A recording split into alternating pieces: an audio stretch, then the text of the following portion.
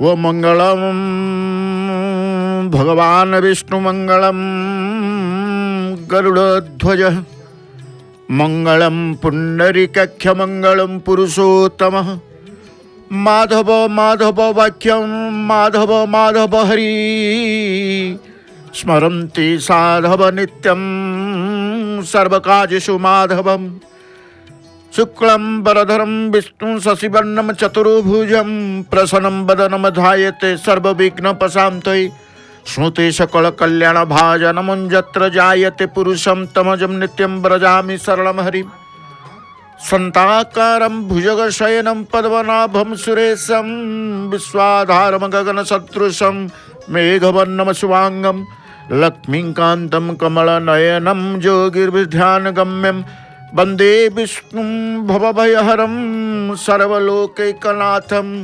सर्वलोकैकनाथं सर्वलोकैकनाथं कदाचित् कलिन्दतट विपिन संगीतकरवो मुदाधीरिनारी वदन कमलास्वाद मधुपः रमा शंभु ब्रह्मा सुरपति गणेशारचित पदु जगन्नाथ स्वामी नयन पथगामी भवतु मे जगन्नाथ स्वामी नयन पथगामी भवतु मे जगन्नाथ स्वामी नयन पथगामी भवतु मे। जय जय जगन्नाथ जय जय जगन्नाथ जय जय श्री जगन्नाथ। परमाराध्य परमेश्वर अनंत कोटि ब्रह्मांड नायक जगतर बंधु अनाथर बंधु कृपा सिंधु दयार सागर प्रभु जगन्नाथंकर पदार बिंदरे ए अधम अकिंचन पतितर शतकोटि प्रणाम शतकोटि प्रणाम शतकोटि प्रणाम।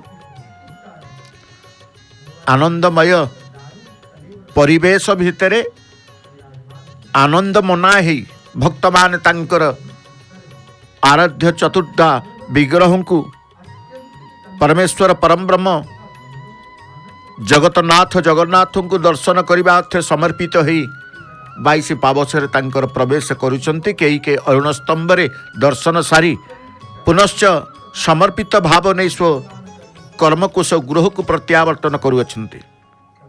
पतित पावन देवंकर आमे देखुचे कौन ना पतित पावन देवंकर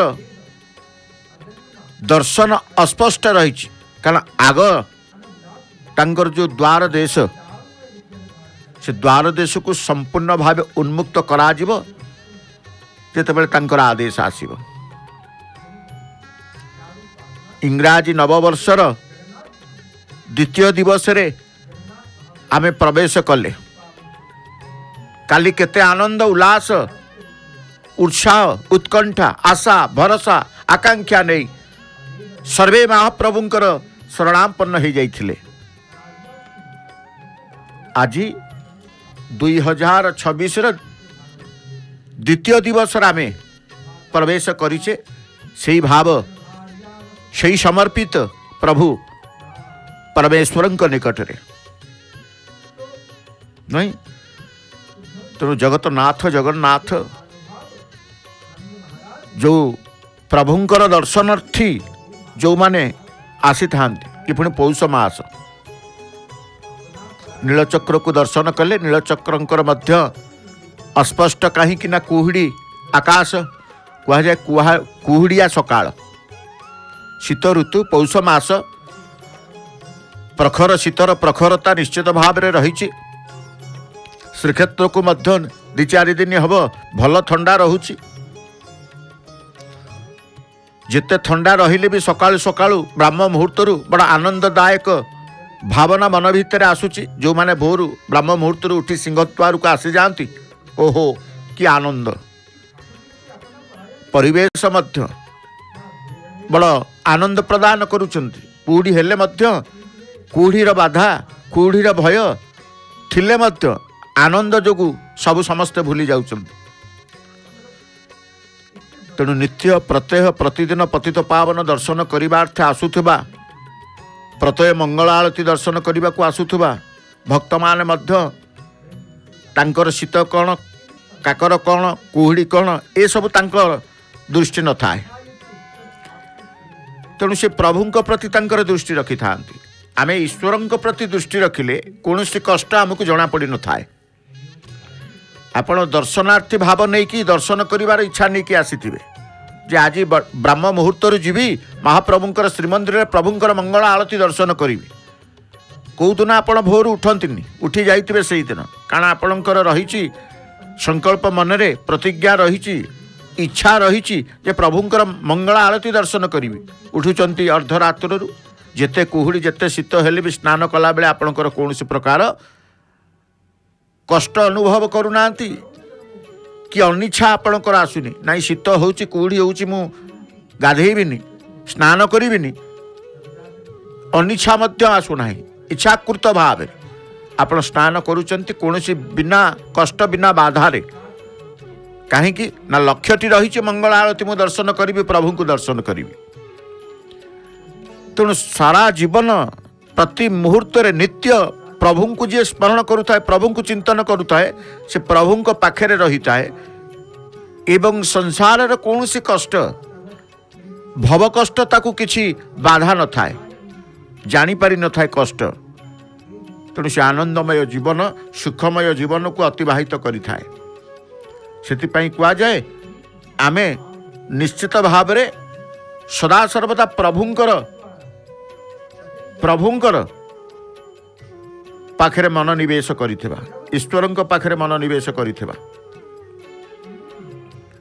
ତେଣୁ ଆଜି ହେଉଛି ପୌଷ ମାସର ଶୁକ୍ରବାର, ନାଇଁ କାଲି ହେବ ପୌଷ ପୂର୍ଣ୍ଣିମା। କାଲି ହେବ ପ୍ରଭୁଙ୍କର ପୌଷ ପୂର୍ଣ୍ଣିମା, ଯାହାକୁ ଉତ୍ସବ କୁହାଯାଏ, ପୁଷ୍ୟାଭିଷେକ ଉତ୍ସବ।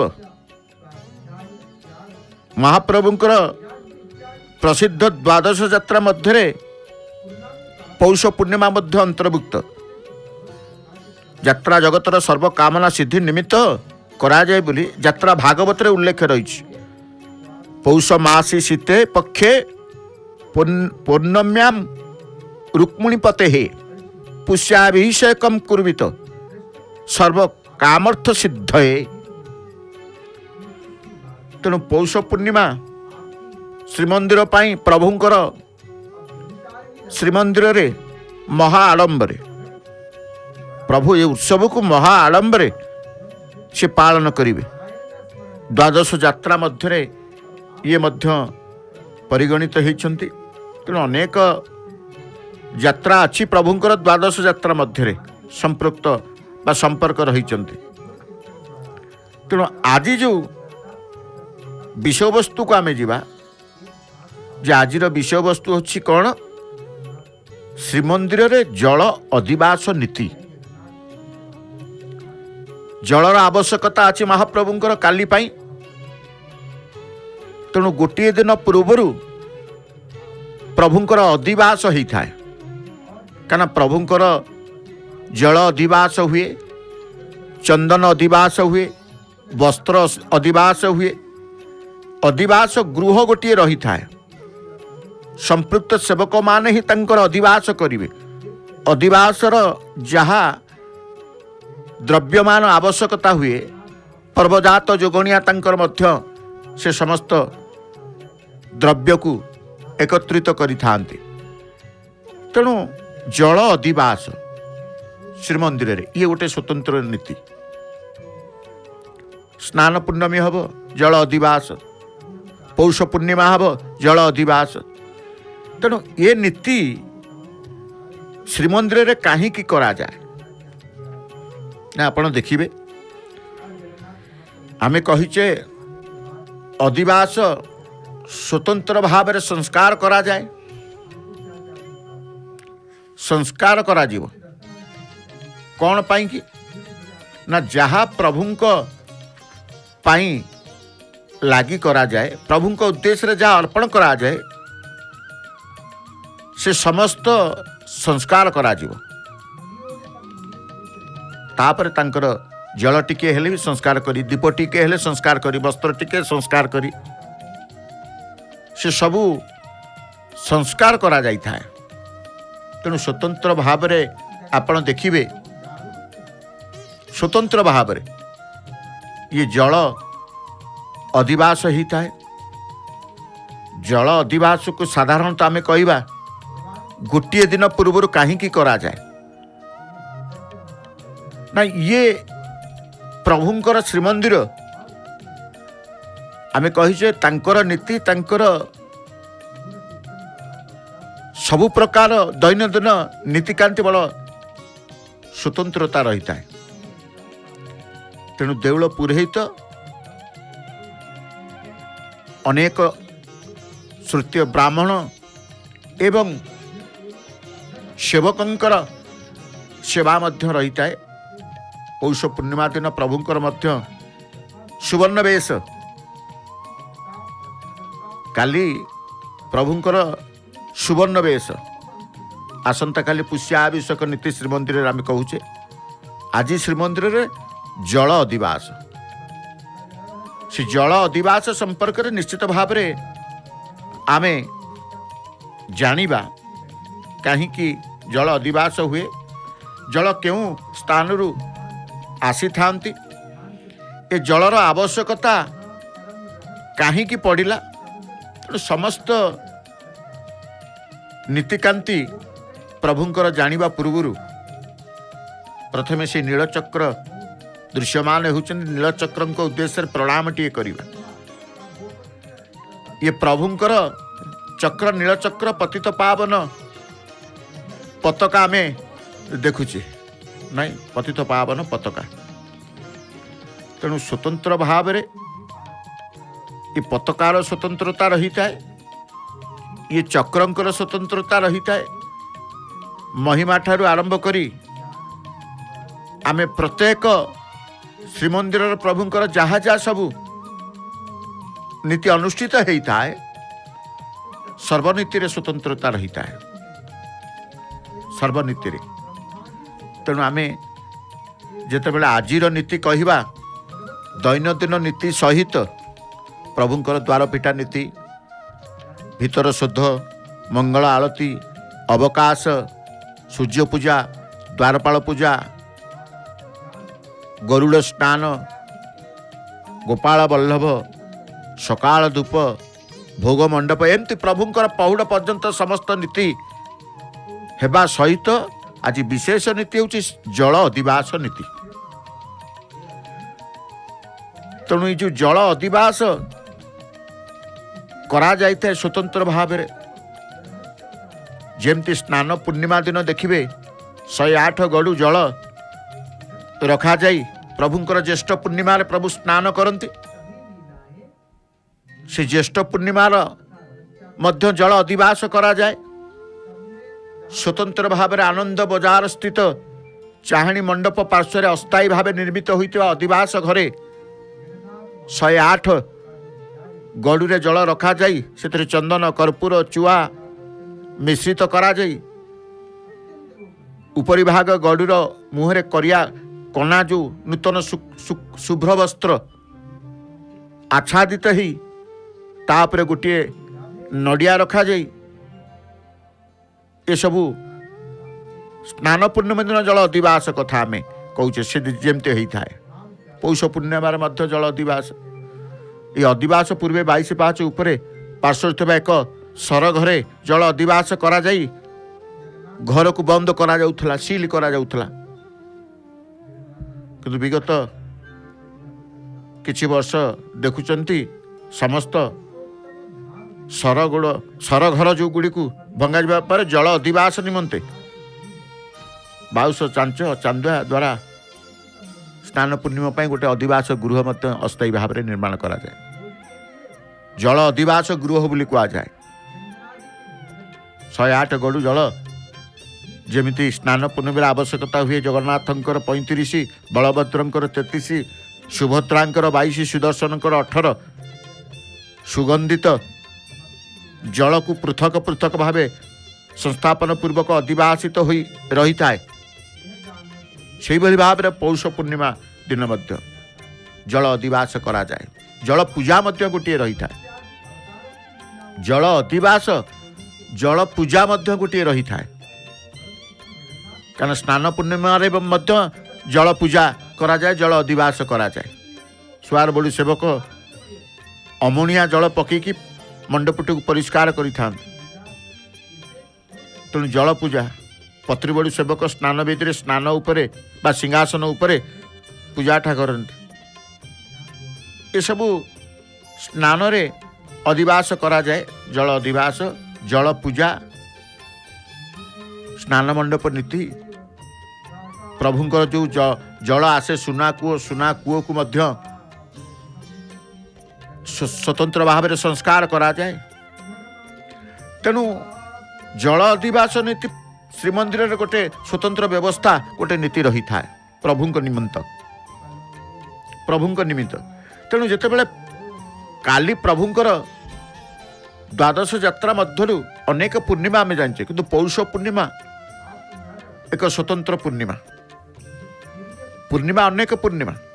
आपण ज्येष्ठ पूर्णिमा आपण प्रथमे देखिए, ज्येष्ठ पूर्णिमा जहाँ को आम स्नान पूर्णिमा कहूचे, से होचंती कौन ना ज्येष्ठ पूर्णिमा। से भली भाव में कुमार पूर्णिमा देखंतु एवं अन्यान्य अनेक गम्हा पूर्णिमा देखंतु, व्यास पूर्णिमा देखंतु, बुद्ध पूर्णिमा देखंतु, अनेक पूर्णिमार तिथि को आम पालन करिथाउ। कुमार पूर्णिमा ठारू आरंभ करी, व्यास पूर्णिमा ठारू आरंभ करी, गुरु पूर्णिमा ठारू आरंभ करी, बुद्ध पूर्णिमा पर्यंत रास पूर्णिमा सी भी गोटे पूर्णमी, रास पूर्णमी बोली कहा जाए। तेणु आपण अग्नि पूर्णिमा पालन करूथाउ। एमती अनेक पूर्णिमा थिले मध्य पौष मासर पूर्णिमा, पूर्णिमा पुष्य पुन्नेई बोली कहा जाए। पुष्य पुन्नेई बा पौष पूर्णमी समस्ते अत्यंत आबाल वृद्ध वनिता मन भितर आनंद थाए। गाँ ठारू सहर पर्यंत पौष पूर्णिमा दिन मध्य तांकर खुशी आनंद रही थाए। ए पूर्णमी जितेबाला आसे आमे कहले पौष पूर्णिमार श्रीमंदिर रे महाप्रभुंकर स्वतंत्र नीति कौन ना सुवर्ण वेश हेबे, जल अधिवास नीति हब, प्रभुंकर स्वतंत्र भाव में पुष्याभिषेक उत्सव को श्रीमंदिर रे पालन करा जीवो। तेणु जो स्कंद पुराण रे वर्णित जो जगन्नाथंकर प्रसिद्ध यात्रा जो कहूँ आम द्वादश यात्रा अनुष्ठान करने को किए आदेश प्रदान करते? स्वयं जगन्नाथ काहू आदेश देते ना महाराज इंद्रद्युम्न को आदेश प्रदान करते। मंदिर रे प्रभु जितेबाला विराजमान हेले, प्रतिष्ठा सरिला, ब्रह्मा उपस्थित रे इंद्रद्युम्न को ब्रह्मा परामर्श देले इंद्रद्युम्न महाराज को, पचार तुम्हें कौन कौन यात्रा बसिले सिना कौन खाइबे, कौन यात्रा हब, कौन पिंधिबे, कुआड़े जीवे, सबु कथा आपण पचारंतु। राजा इंद्रद्युम्न मत आश्चर्यजनित ही कहते मु पचारिबी, हाँ आपण ही पचारिबे, पचारंतु। महाराज इंद्रद्युम्न को सेतिक बेले कौन यात्रा करिवे, मोर जगन्नाथंकर कौन कौन यात्रा अनुष्ठित हो, स्वयं सी ही निजे प्रकाश करिकी महाराज इंद्रद्युम्न को आदेश उपदेश प्रदान करते, जो कथा स्कंद पुराण रे आमे वर्णना देखुचे। द्वादश यात्रा प्रभुंकर द्वादश यात्रा भागवत रे उत्सव को पुष्य पूजा पुष्याभिषेक नाम ही सूचित करिसेंती। आज जो काली पालन हब पौष पूर्णिमा रे पुष्याभिषेक उत्सव प्रभुंकर पुष्य पूजा कहा जाए श्रीमंदिर रे। ये एक उत्सव आनंददायक पुण्यप्रदायक। तेणु ये उत्सव संपर्क में स्कंद पुराण कौन, वामदेव संहिता कौन, यात्रा भागवत कौन स्वतंत्र भाव में वर्णित अच्छी। ये पुष्य उत्सव, पौष उत्सव, पुष्य यात्रा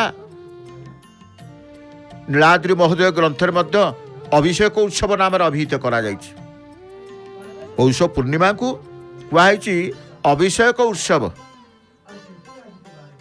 स्कंद पुराण रे जगन्नाथंकर पुष्याभिषेक जो विधि वर्णित होइछि, श्रीमंदिर पालित पुष्याभिषेक उत्सव ताठार भिन्न तथा व्यतिक्रम अटे। एपरिक यात्रा भागवत बामदेव संहिता नीलाद्रि महोदय पुष्याभिषेकर जो विधि वर्णित होती स्कंद पुराणोक्त विधि ठारू केतेक अंशरे भिन्न हेले मध्य अधिक विस्तृत किंतु श्रीमंदिर सत्व लिपि वर्णित प्रचलित विधि पुराण शास्त्र ठारू भिन्न थिबा परिलक्षित हुए।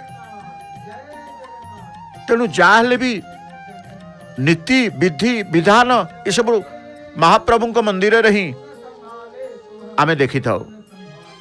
एपटे देखुचे भगवान नृसिंहंकर दर्शन उग्रम वीरम महाविष्णु ज्वलंतम सर्वत्र मुखम नृसिंहं भीषणम भद्रम मृत्युमृत्यु नमाम्यम। जो भगवान नृसिंहंकर दर्शन आमे प्रातः समय रे करूचे उत्तर द्वार उत्तर पश्चिम कोणस्थ एक मंदिर जो मंदिर रे भगवान नृसिंहंकर उपासना अर्थात श्रीमंदिर मेघनाद प्राचीर संलग्न ये मंदिर रे भगवान नृसिंह ठाकुर उपासित होउछन। जो भगवान नृसिंहंकर आमे दर्शन करूचे नर एवं सिंह आमे कहूचे नर नारायण ये नरसिंह केतेबेले प्रभु नर नारायण केतेबेले प्रभु नरसिंह से ही तांकु जना कहीं अवतार नियंती। पूजक महाभाग भगवान नृसिंहंकर प्रातः समय स्नानादि कर्म समापन करिबा परे वस्त्रादि घोड़ लागी करिबा परे पुष्पमाल प्रदान पूर्वक समस्त नीति जहाँ भगवान नृसिंहंकर निमंते दैनंदिन संपादन होता है ता मध्य करुअछन्ति आमे ताहा ही दर्शन करुचे। सर्वोपरि धूप दीप नैवेद्य भगवान नृसिंह उद्देश्य मध्य प्रदान करा जाए।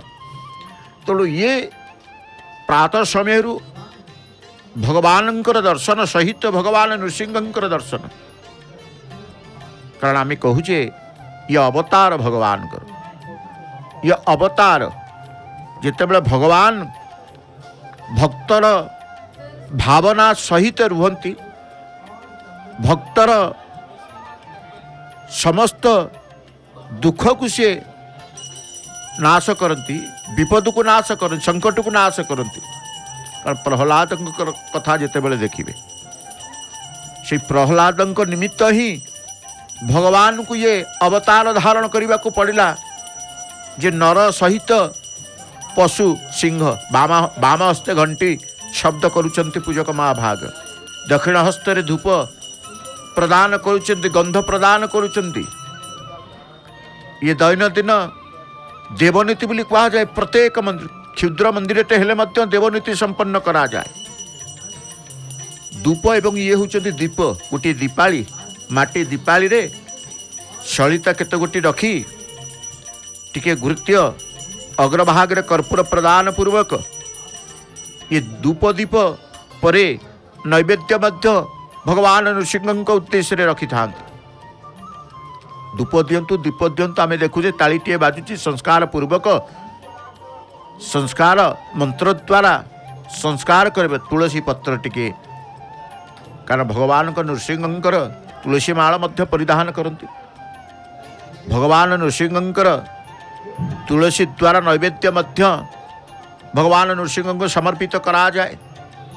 गोटे पुष्प द्वारा समस्त भोज्य द्रव्य कहतु समस्त धूप दीप द्रव्य कहतु भगवान को उद्देश्य गोटे पुष्प द्वारा से मंत्र उच्चारण पूर्वक पदार बिंदे हो देव विग्रहंकर श्रीअंग को हो पूजक महाभाग तंकर प्रदान करती। भगवान नृसिंहंकर ये उग्र कारण नृसिंहंकर दुईटी रूप गोटे शांत रूप गोटे उग्र रूप से कह जाए उग्रम वीरम महाविष्णु से होते महाविष्णु उग्रम वीरम महाविष्णु ज्वलंतम सर्वतोमुखम नृसिंहं भीषणम भद्रम मृत्यु मृत्यु नमाम्यम। तेणु भगवान नृसिंहंकर शांत रूप को दर्शन करती आउ से उग्र रूप को केही दर्शन करने को समर्थ हेलेनी समस्ते भयभीत हेले। भगवान जितेबाला नृसिंह अवतार ग्रहण कले देवता माने आदि ए भयंकर रूप को देखि आश्चर्य एवं भयभीत होइचंती किभली भाव में भगवान शांत रूप आसीबो कर्पूर आळती आमे देखले धूप दीप कर्पूर पंचवती ये सब रही था विधान। देवकर्म देवतांकर उपासना देवतांकर कर्म रे समस्त आरती करा जाए। आमे कहचे ये आरती कौन ना ये कर्पूर आरती, कर्पूर आरती, बती आरती। किंतु जगन्नाथ पाखे गोटे स्वतंत्र आरती होता है। तांको मंदिर छड़ा अन्यत्र कौठारे ब्रह्मांड रे कौठारे न थाए से हूँ पिष्टक आरती, पीठौ आरती प्रभुंकर। समस्त मंदिर देव मंदिर रे उपासित देवतांक उद्देश्य रे धूप दीप कर्पूर बती आरती ये सब रही था। पिष्टक आरती कौटी न थाए, केवल जगन्नाथंकर।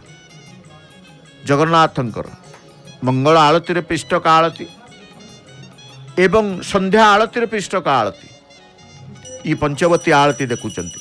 किंतु महाप्रभुंकर 21 आरती प्रभु जगन्नाथंकर।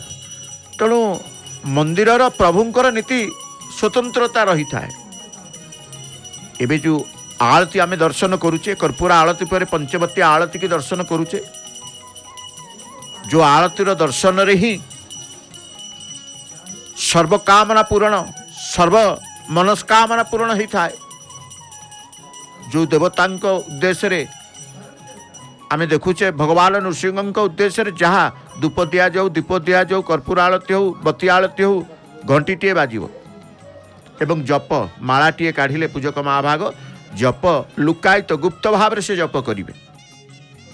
प्रत्येक जप ध्यान ये विधान रही था देवतांकर कार्य रे।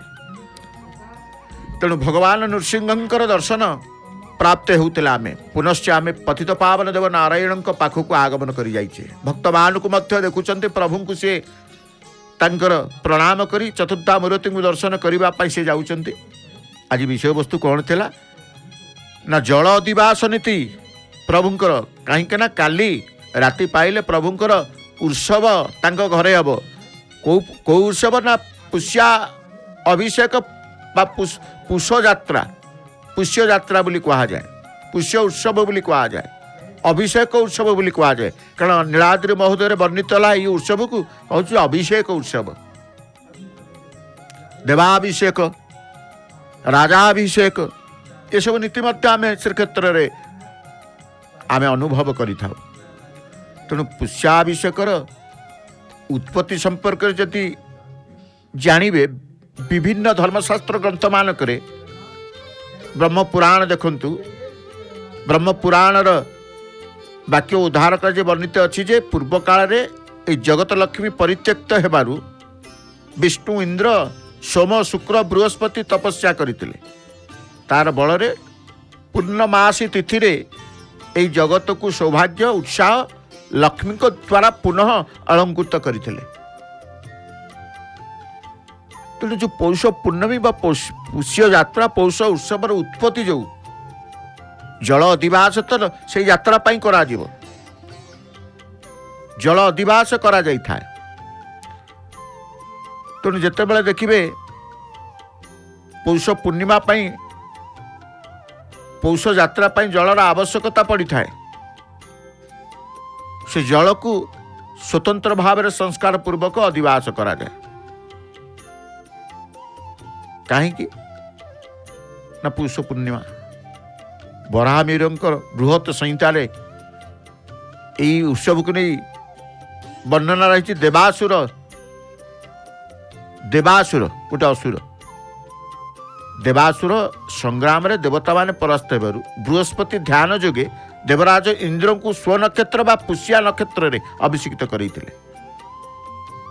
ता द्वारा इंद्र बलवान होई असुर मान को परास्त करथिले। तेणु पुष्याभिषेक उत्सव पालन करिवार कारण होची राजा स्नान करी एही दिन ब्राह्मण मान को धन वस्त्र अलंकार पुष्टिकर भोजन आदि दान करते। तेणु स्वतंत्र भाव रे प्रभु करिए। कारण श्रीमंदिर परंपरा न्यारा परंपरा। महाप्रभु जगन्नाथ स्वयं राजाधिराज एठी समस्त देवता मानक मध्य देवादिदेव भाव से विवेचित। रत्न सिंहासन आम देखुचे चतुर्था मूर्ति दारु ब्रह्म रूपी जगन्नाथंकर पुष्याभिषेक नीति पुष्याभिषेक उत्सव गुरुत्वपूर्ण ए पर्व प्रभुंकर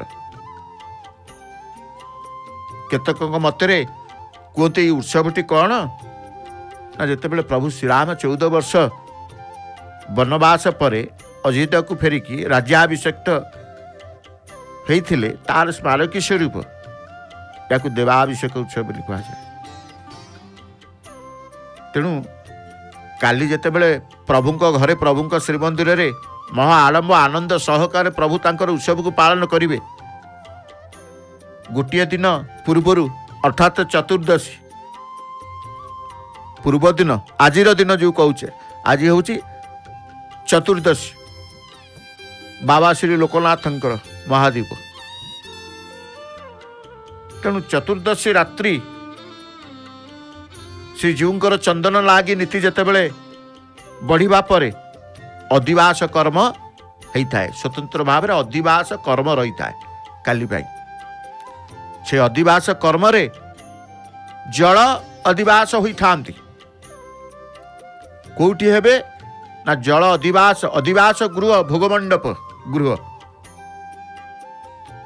भोगमंडप जो प्रत्यह प्रतिदिन महाप्रभुंकर 3 धूप पर गोटे भोगमंडप अनुष्ठित हुए पंच उपचार रे से भोगमंडप गृह अधिवास गृह बोली कहा जाए। सेठी प्रभुंकर जड़े सेवक होउछन्ते पर्वजात जोगाणिया श्रीमंदिर रे जिते प्रकार पर्व पर्वाणी उत्सव यात्रा उपयात्रा जहाँ किसी अनुष्ठित होता है पर्वजात जोगाणिया तांकर समस्त द्रव्यमान से जोगी था जितेबाला काली हब प्रभुंकर पुष्याभिषेक नीति। तेणु भोगमंडप घरे आज निश्चित भाव में अधिवास कर्म जल अधिवास कथा आम कहूचे। तेणु यही पर्वजात जोगाणिया कौन करती 87 गड़ु जल सहित खाली जल अधिवास नुहे जल सहित घी मध्य जल एवं घी पुष्याभिषेक अधिवास 87 गड़ु जल 21 गड़ु घी 4 पंक्ति करी चांदुआ तले रखा जीवो। 4 पंक्ति कहीं करा जीवो ना 4 बाड़ प्रथम बाड़ होउचंती बड़ बाड़ होउचंती बलभद्र महाराज द्वितीय बाड़ होउचंती मझी बाड़ माँ सुभद्रिके तृतीय बाड़ होउचंती परमेश्वर प्रभु जगन्नाथंकर बाड़ चतुर्थ बाड़ होउचंती चक्रराज सुदर्शन महाराज सी भी गोटे बाड़े जाउचंती 4 बाड़ग्राही मध्य रहिचंती। ए 4 बाड़े 4 पंक्ति भाव रे स्वतंत्र भाव रे जल एवं घी तांकर पंक्ति घरे रखा जाई स्वतंत्र अधिवास कर्म करा जाए।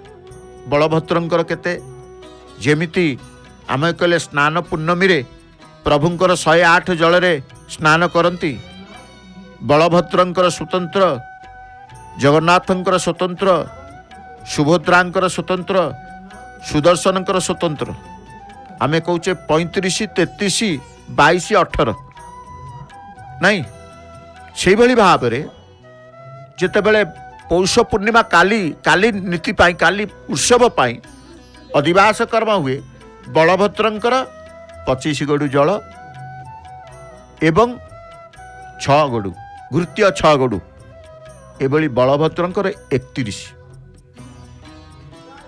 मझीबाड़ माँ सुभद्रांकर 25 गड़ु जल 6 गड़ु घी 31 25 6 31 जगन्नाथ पाखक जदि आसवा तांकर 25 गड़ु जल घी घृत्य 6 गड़ु सी भी 31 किंतु सुदर्शनंकर बलभद्र सुभद्रा जगन्नाथंकर समभाव जल 25 गड़ु 25 गड़ु 25 गड़ु घी 6 गड़ु 6 गड़ु 6 गड़ु एभली समस्तंकर बलभद्र सुभद्रा जगन्नाथंकर 31 गड़ु होतुबा बेले सुदर्शनंकर 12 गड़ु जल, भृत्य हूँ 3 गड़ु 15। ए समस्त को जिते बड़े आम मिसई देवा ये भी मध्य 108 जमती स्नान पूर्णिमा ज्येष्ठ पूर्णिमा 108 जल स्नान करिता स्व स्व गड़ू प्रभु ये पुष्याभिषेक उत्सव काली से भाव तेणु देउल पुरोहित प्रभुंकर पुरोहित जो कहा जाए सेवक ब्राह्मण सेवक देउल पुरोहित मंदिर रे पुरोहितंकर कार्य अनेक रही है। रथ प्रतिष्ठा ठारू आरंभ करी रथ काठ अनुकूल ठारू आरंभ करी एवं दैनंदिन नीति मध्य रही नवकलेवर स्वतंत्र नीति रही प्रभुंकर गोटे सेवक अछंती देउल पुरोहित सत्य ब्राह्मण सेवक। तेणु देउल पुरोहित गड़ू उपरे जो बलभद्रंकर सुभद्रांकर जगन्नाथंकर सुदर्शनकर गड़ू स्वतंत्र गड़ू एवं जल एवं घी रखा जाए से गड़ू उपरे चेमेड़ी पतनी पुष्प चंदन दे मंत्र पाठ पूर्वक अधिवास करती जहाँ को आमे कहू अधिवास कर्म जल अधिवास। भक्त जने समर्पित होउचंती प्रभुंक द्वार देश रे प्रभुंक द्वार देश रे निज को समर्पित करुअछंती।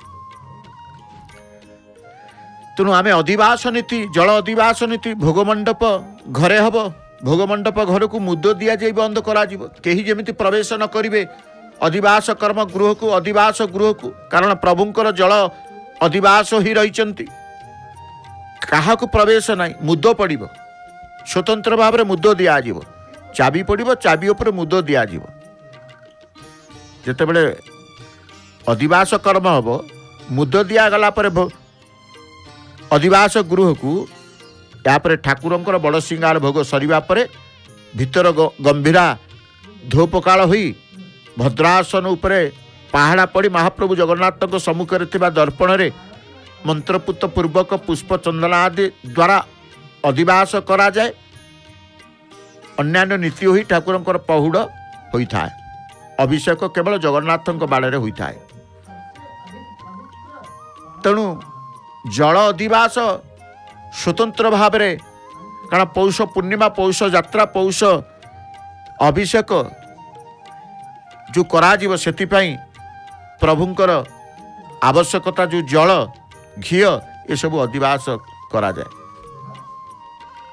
अधिवास ही रहितिबा जल एवं घृत्य से निश्चित भाव में प्रभुंक उद्देश्य रे ही रही था जो मुद दिया जाई अधिवास घरे अधिवास कर्म रे रही था।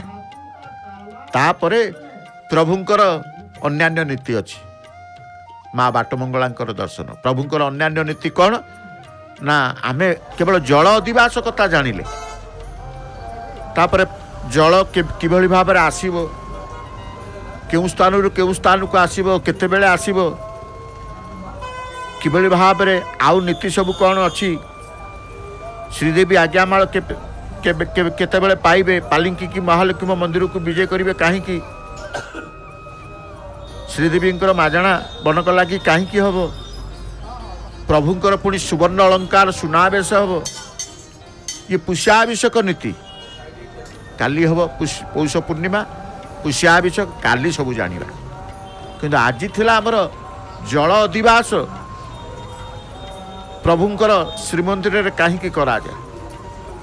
तेणु प्रत्येक आमे जानिबा खाली जल अधिवास होई न थाए प्रभुंकर चंदन अधिवास जल अधिवास वस्त्र अधिवास ये समस्त नीति स्वतंत्र भाव में रही था। तेणु से अधिवास कथा को जिते बड़े आमे कहूचे काली जेहेतु प्रभुंकर द्वादश यात्रारु एक यात्रा महाप्रभुंकर तेणु से यात्रा पाई कि स्वतंत्र नीति होची कौन ना अधिवास नीति अधिवास गृह रे स्वतंत्र भाव में तांकर प्रभुंक उद्देश्य करा जाई थाए। तेणु करने स्वतंत्र सेवक तांकर पुरोहित सेवक प्रभुंकर देउल पुरोहित बोली आम कहीचे समस्त प्रकार नीति से संपादन करेंगे एवं पर्वजात जोगाणिया तांको समस्त जोगेकी देवे कारण जोगाणिया विभिन्न नीति भोग निमित्त आवश्यक जिनिस आदि जोगुवा सेवक को जोगाणिया बोली आम कही था तेणु तांकर मध्य अन्यान्य सेवक मानकर मध्य रही काली प्रभुंकर निश्चित भाव तांकर मंदिर रे महा आडंबर प्रभु तांकर अभिषेक देवाभिषेक बा पुष्य पौष पुण्यम को से पालन करेंगे तेणु आमे मध्य काली जिते हम प्रभुंकर आमे भी से संपर्क में जानिबा तेणु आज जल अधिवास नीति संपर्क में आमे जानिबा परे बाटमंगलांकर दर्शन प्राप्त होउछे जो बाटमंगलांकर नित्य आमे दर्शन प्राप्त करिथाउ प्रतिदिन दर्शन आमे लाभ करिथाउ मांकर सकाळु सकाळु प्रातः समय मांकर बेश श्रृंगार जितेबाला होता मांकर आमे दर्शन लाभ करिथाउ तेणु से दर्शन रु आमे मातृकृपा लाभ करुचे मातृकृपा प्रभुंकर भगवानकर ईश्वरंकर कृपा सहित ईश्वरींकर कृपा लाभ करुचे दर्शन प्राप्त हेबा जोकु ही आमे प्रभुंकर एवं मांकर दर्शन लाभ करी अशेष कृपा लाभ करुचे तेणु मांकर तो दर्शन करिबा प्रातः अधिवेशन रे आमे जानुथिले जे श्रीमंदिर रे जल अधिवास नीति संपर्क रे